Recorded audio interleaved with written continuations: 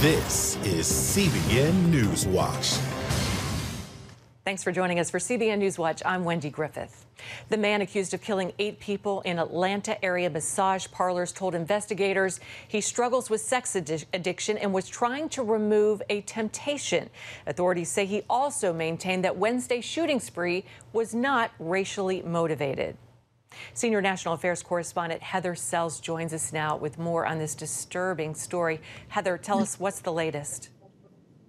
Right, Wendy. Well, we do know that the shootings left 7 women and 1 man dead. 6 of the victims were Asians, and that is prompting concern that this was a hate crime. Investigators are trying to determine if 21-year-old Robert Aaron Lawn frequented some of the massage parlors that he targeted. They include one north of Atlanta and 2 near the city's Buckhead area. The Atlanta police chief says it's too early to say if the attack was a hate crime, and investigators say the suspect has denied it, instead framing the crime as motivated by his frustration over personal sexual issues. He does claim that it was not racially motivated. He apparently has an issue, what he considers a sex addiction, and sees these locations as something that allows him to go to these places, and it's a temptation for him that he wanted to eliminate. But investigators are not ruling this out as a hate crime, and nationwide there is concern as attacks against Asians are on the rise in the last year. Has a strong faith background. The Daily Beast is reporting that he was baptized in 2018 at Crabapple First Baptist Church. It also reports that he described himself on Instagram as pizza, guns, drums, music, family, and God. This pretty much sums up my life. Wendy. Yeah, that's just so hard to figure this out. Well, President Biden also commented on the shooting today. Heather, what was his reaction? Well, he is very involved. Well, I want to say the White House is definitely involved with this. The FBI, a lot of hands on deck, and concern that, needing to ferret out, is this a hate crime? I do want to say, too, authorities think that they really stopped him from more shootings. He apparently had plans to go to Florida. That's what he's told them, and shoot more people. So really sounds like a very dangerous situation. And the other aspect of this that is so interesting is what was going on in his mind in regards to his faith. Why did he think, as he's telling investigators, that killing people would take care of a temptation? And abuse advocates like Rachel Denhollander are speaking out about this today, calling on church leaders to really take this as a moment to think about how they teach about sexuality. So a lot of sorting through, both for authorities on the law enforcement side and people in the church, especially the Southern Baptist denomination. Wendy. Heather Sells, our senior national correspondent, thanks so much for that report. You're welcome. President Biden sat down for an exclusive interview with ABC's George Stephanopoulos, responding to the growing crisis at the border. The president pointed the finger at the previous administration. Well, first of all, there was a surge the last 2 years, in 19 and 20, there was a surge as well. This one might be worse. No, well, it could be, but here's the deal. We're sending back people. Do you have to say quite clearly, don't come? Yes, I can say quite clearly, don't come, and we're in the process of getting set up, so don't leave your town or city or community. More than 4,200 unaccompanied children remain in custody at Border Patrol stations, some detained longer than the 72-hour legal limit. House Minority Leader Kevin McCarthy describes the scene after a congressional visit earlier this week. When we walked those facilities and we looked in those rooms that were packed, these were children with no parents. These were children that went numbers of days. Who knows what happened to them? Who knows who didn't make it? So no, don't encourage them to come. FEMA has been deployed to the southern border over the weekend to try and get a handle on this crisis. And in Dallas, the city's convention center will be used to house up to 3,000 migrant teenagers. The House Homeland Security Committee is attempting to tackle the rising immigration crisis at the border. Homeland Security Secretary Alejandro Mayorkas told the committee the problem is a priority for his agency. We have taken a series of actions to address the increase in the number of unaccompanied children at the border.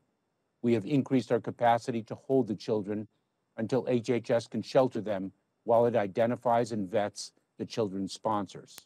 We are increasing HHS's capacity, and I directed FEMA to support this effort. People have been migrating from South and Central America to the U.S. southern border in record numbers since President Biden entered office, anticipating a relaxed immigration policy from the new administration. Well, President Biden is looking to tax more of your income. It would be the largest tax increase since 1993. It would raise the corporate rate from 21 to 28%, give a higher individual income tax rate to those making more than $400,000 a year, increase capital gains taxes for anyone making more than $1 million a year, and would raise $2.1 trillion over a decade. That's according to the Tax Policy Center. Former House Speaker Newt Gingrich told Fox News they've got to get the money somewhere for their programs. He says they're going to borrow what they can and then come after every hardworking American and business. He said, quote, "The truth is they want to put their hand in your wallet, to take your money, to give to their allies, and that's the #1 reality of this machine."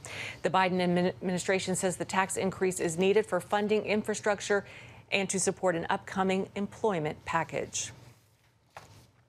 For more news from the nation's capital, including the latest on the Equality Act and more on President Biden's ABC News interview, be sure to tune into Faith Nation tonight on the CBN News Channel.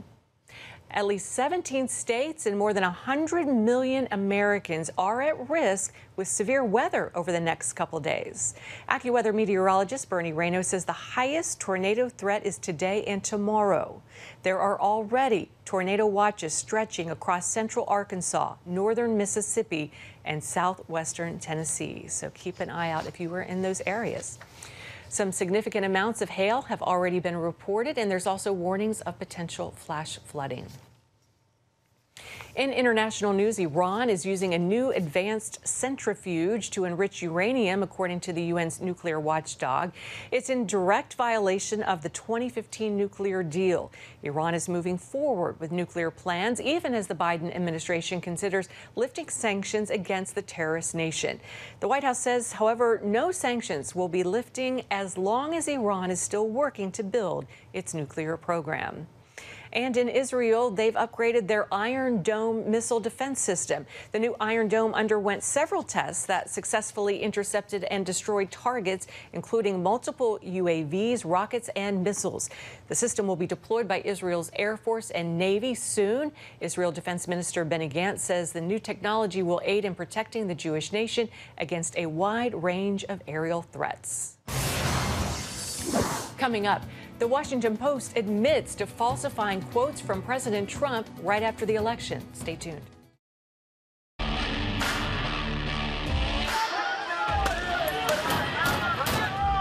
have sex before you're married is a bad idea.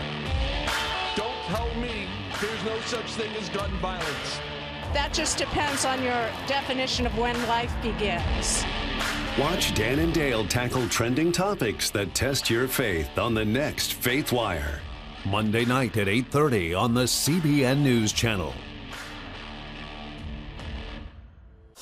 The Global Lane takes you around the world, providing facts over fiction. What might rising trade and geopolitical tensions mean for you on the home front? With over 45 years of experience, award-winning journalist Gary Lane brings you the truth from a global angle. What about the issue of immigration?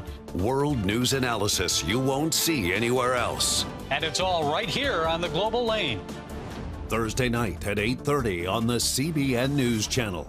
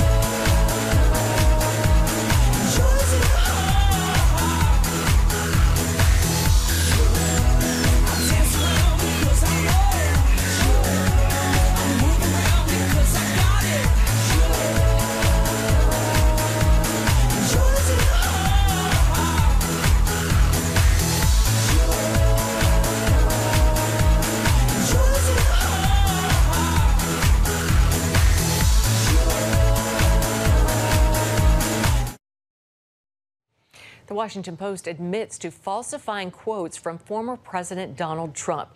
They were from a story about a phone call between Trump and Georgia elections investigator Frances Watson. The January 9th story claims Trump told Watson to, quote, find the fraud and that she would become a national hero if she did so.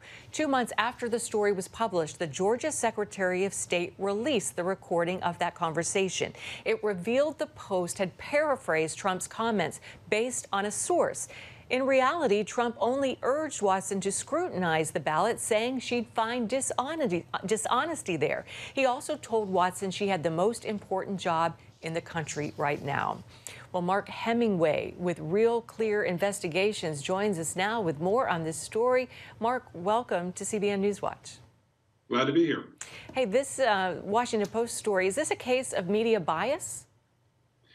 I mean, I don't know what it is. I mean, I think it's worse than even bias. I mean, this story from top to bottom is a journalistic travesty. It never should have been published, given the sourcing that they had and the flaws that they knew were in the sourcing. Well, we have a situation here where the Washington Post took secondhand quotes from someone in the office of one of Trump's known political enemies. It commented on the feud between the two people in the story, in fact. And they presented them as quotes by the sitting president of the United States, and then used those quotes as a basis to accuse the president of a crime. Wow. Democrats then used those same fabricated quotes repeatedly in their attempt to impeach him in February. I struggle to even explain how this happened. I mean, they were unable to confirm the quotes with additional sourcing, and they knew they were secondhand from a political enemy, and they still ran them. It's astonishing. Yeah, so do you think there's any legal implication since they literally used these so-called quotes that everybody thought were real quotes in the impeachment trial? I mean, this was false evidence, right?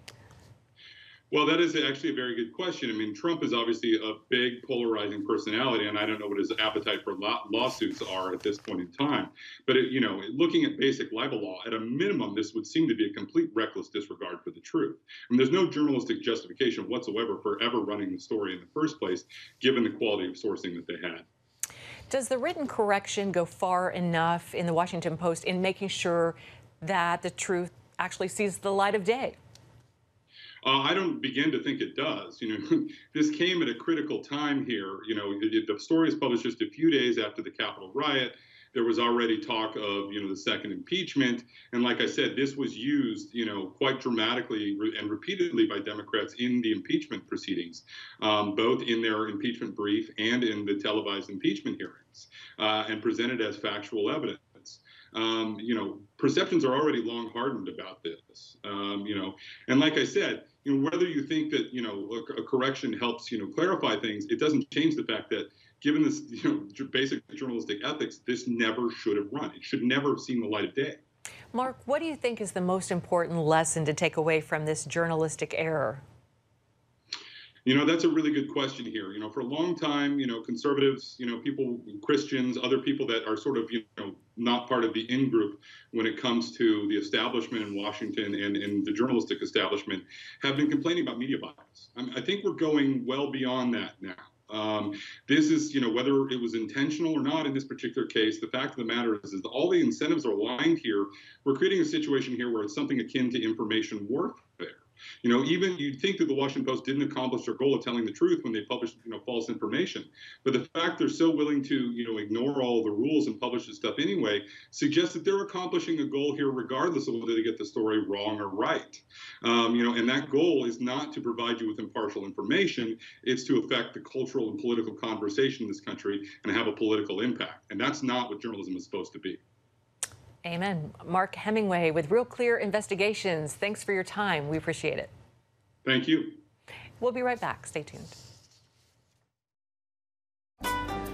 Want to be a part of a community that inspires your spiritual growth while winning prizes? The all-new MyCBN app. Connect with the community for prayer and encouragement. Track and set spiritual goals. Enjoy conversation starters with friends and family. And collect points to win prizes. The all-new MyCBN app. A great place to belong. Download the app at cbn.com/mobile. Grow, connect, have fun. The all-new MyCBN app. On the home front. Thanks for joining us for CBN's On the Home Front, where we highlight what the men and women of America's military do to defend our country. CBN honors the men and women in our military with an initiative called Helping the Home Front. It partners with churches across the country to meet the needs of their military families, from repairing homes to wiping out medical bills for wounded veterans. Wednesday at 3 on the CBN News Channel.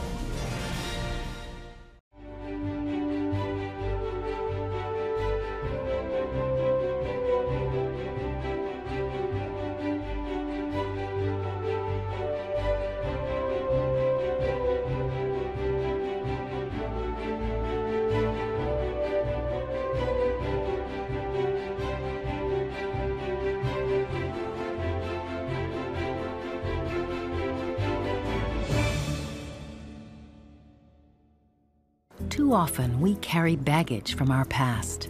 You know what it's like. It affects everything and everyone in our lives. It's always there, weighing us down and keeping us from achieving true happiness. But do you know God never meant for us to be trapped in the past? You can be free of your baggage. Learn how God's forgiveness leads to changed lives and new beginnings. Call the 700 Club. Election integrity is a huge concern for many Americans following the 2020 presidential election. The debate over how elections are managed federally and at the state level isn't ending anytime soon. The Robertson School of Government at Regent University is hosting a first-of-its-kind virtual conference on the topic next week. Michelle Bachman is dean of the school, and she joins us now for more. Dean Bachman, welcome. It's great to have you with us. Thank you, Wendy. I'm very excited to be with you. Well, as the organizer of this event, why is election integrity important to every American? Because every American's vote matters. We're a very unique nation. What we're known for is that we get to choose the leaders of our country, and we get to choose the laws that we live under. And if we lose our vote, if we lose the integrity of our vote, then we've lost our choice. What are the most important topics that you all will discuss? Well, H.R. 1, people have been talking about that, and that is essentially a bill that would give one-party rule into the future. It would take away our right to have a secure vote and secure elections. That is not good, because we would be a completely different nation. We would be ruled by one political party, and we would not effectively have a choice in the future. All right, so you have an all-star cast for this conference. Who are some of these key experts taking part? We're thrilled. We have Dr. Ben Carson, for whom election integrity is an extremely important issue. We have the commentator Mark Stein, who's the guest host for Tucker Carlson. We also have Eric Metaxas, who's a great conference speaker, author. So we have great people. We also have experts from Heritage Foundation. We have 3 secretaries of state who will be there. It is literally the finest cast of people who we can bring together who are experts in the topic of election integrity. All right, so in the wake of the 2020 presidential election, how do you convince some voters that election integrity is even possible? Well, it is a problem, because there are 75 million voters who wonder if their vote counted in this last election. They're not sure that it was secure. There were so many problems in state after state. And I think what really gave people a question mark in their mind is the fact that we weren't allowed to talk about it. People were fired from their jobs. People had to, they were thrown off Twitter, Facebook. We believe in freedom of speech. That's what our Constitution guarantees. We should be able to talk about something as important as our vote and who our leaders will be and what the laws will be that we live under. If we lose that, we lose who we are as a country. That's the gift that we've had for 400 years. It was the Pilgrim Fathers and Mothers and the Mayflower Compact who gave us that idea of rule by the consent of the governed. If we lose that, we lose what America is. That's how important this is. And that's why I believe we got the top talent in America to be a part of this conference. Eric Metaxas, Mark Stein, Ben Carson, huge A-list group of speakers, because they know if we lose the ability to speak and the ability to vote, we'll never be the same again. And we're here to offer hope and solutions. So what is the primary goal of the conference? What do you hope will happen after the conference because of it? Well, we want this to be a high-profile issue so people understand what is at risk, that they could lose their vote, they could lose their freedom of speech and expression. And so we want people to know the process, and the process will be at the United States Senate level, we have to keep the rule known as the filibuster so that gives us a 60-vote threshold so that we can keep our right to vote in the future. So the event is Tuesday, March 23rd. It's free, open to the public. It is. Just register online. It's from noon to 6 p.m. Eastern time, but go to regent.edu/election integrity. We have the flyer available and all the times when the speakers will be coming. It's a 6-hour conference, but you can go in and out of the conference for the speakers you want to hear. And we'll archive all the speakers so you can watch them later. Wow, it sounds fascinating. I definitely want to tune into this. Michelle Bachman, Dean of the Robertson School of Government at Regent University. Thanks so much for joining us. Thank you, Wendy. I appreciate it. And again, that conference is Tuesday, March 23rd at 6 p.m. Eastern Time, and it's online. You can go to regent.edu for more information and to learn how you can register. And again, it is free and open to the public. Coming up next, the story behind St. Patrick, his faith and determination to bring the gospel of Christ to an entire nation. Are you suffering from feeling tired or worn out during the day? Can you not turn off your brain at night? You are not alone.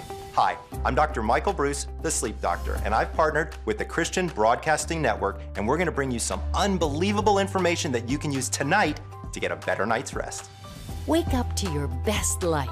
Call 1-800-700-7000 or go to cbn.com to get your free copy of Protect Your Sleep today. Nutrition, exercise, essential oils, weight loss, and more. It's Healthy Living with Lori Johnson. Talk about what's in this. Join CBN health reporter Lori Johnson to get the latest information from today's top health experts. This is fantastic. Find out what you need to know to live a healthier life. Watch Healthy Living, Tuesday night at 8:30 on the CBN News Channel. Superbook fans, here's something else you'll love. It's the new Superbook Bible app. It's packed with games, activities, and Superbook episodes that you can watch for free. Oh no! There's trivia, a fun daily devotional, and answers to your Bible questions. Plus, an easy-to-understand Bible the whole family will enjoy. You can even create your own Superbook character. Ta-da! Whoa! Millsburg Falls man coming. Sorry, pardon me. Sorry, excuse me. Ouch! Are you getting this? Earn super points to win daily prizes too, and so much more. Time to get back to my adventures. See you soon. It's the new Superbook Bible app. Free downloads on iTunes, Google Play, and Amazon. Well, it's St. Patrick's Day, as you can probably guess from all the people on TV wearing green. But few people know the true story of the young bishop who left his home in Britain to bring the Christian faith to Ireland. CBN's Efren Graham gives us a behind-the-scenes look at the docudrama that tells the story in I Am Patrick. Action! To narrate in detail either the whole story of my labors or even parts of it would take a long time. And so begins this look back at the life of St. Patrick in the film I Am Patrick, the patron saint of Ireland. Cut! Cut! Jared Anderson is the writer and director. You don't have to embellish the story of St. Patrick at all. I mean, it's such a dramatic story, such a powerful story. It's just a delight to be able to have a story like that that's true. Patrick answers God's call and travels to Ireland to deliver the gospel to the pagan country, even enduring slavery. People get a little lost with the legends and the myths about St. Patrick, and the real man, the real St. Patrick, is far more fascinating than the legend and myth. And in fact, I think the more human Patrick that people don't really know about is really far more inspirational. To tell that inspirational true story. My name is Robert McCormick, and I am playing young Patrick in this film. My name is Sean T. O'Malley, and I am playing Middle Patrick. I'm John Rhys-Davies, and I play the older St. Patrick. Jared casts 3 actors to play the leading role. I mean, when you're casting, it's like a casting nightmare to have 3 different people you're trying to cast, but eye color, facial structure, they totally work. So on action, you can just look to there. John Rhys-Davies, best known for his roles in Lord of the Rings and Indiana Jones, was initially only doing voice narration for the feature-length docudrama. We never planned on having John Rhys-Davies actually play old Patrick, but after the voiceover record, it had to be him. I was drawn to this project because I love the character of Patrick. I think he's a fascinating modern. Every time you come and look at that extraordinary life of his, you learn something else. You get more of the feel of the man. I know a little bit about Patrick and knew it before, but actually to shoot it in the sort of context that he knew and lived in is very remarkable. Coming to Ireland wasn't like coming as a tourist to visit the lovely castles and things like that. It was coming to hell. Human sacrifice, idolatry of the worst sort, endless enslavement. It was the apotheosis of human misery. And it took a very brave and remarkable man to come back into the certain jaws of death to try and change it. Patrick's brave and bold story is one everyone on set takes lessons from. From an actor's point of view, the internal struggle and the conflict is really interesting because on one hand, Patrick believes that he's come here to spread God's message, but on the other hand, he's facing some very real and dangerous obstacles. It is true that not a lot of people know the story of St. Patrick. Even myself, reading the script, I found out stuff that I didn't know before. That is really, really interesting. And there's one more interesting star in this film, and that's the country itself. I think it's important to film in Ireland when you're doing a movie about St. Patrick because there's nowhere else that looks like Ireland. Plus, you know, when you're reaching out to an audience about St. Patrick, to not film in Ireland is almost a slap in the face. And we've had such a great crew, great cast, I would never have wanted to film this anywhere else. Ephraim Gray, CBN News. So beautiful there. Well, you can get a DVD copy of I Am Patrick with a gift of any amount to CBN, and there's lots of extra bonuses with it as well, so you don't want to miss out. Just visit IamPatrick.com or call 1-800-700-7000, or you can text Patrick to 71777, a lucky number. That's it for us. We'll see you later. Bye-bye.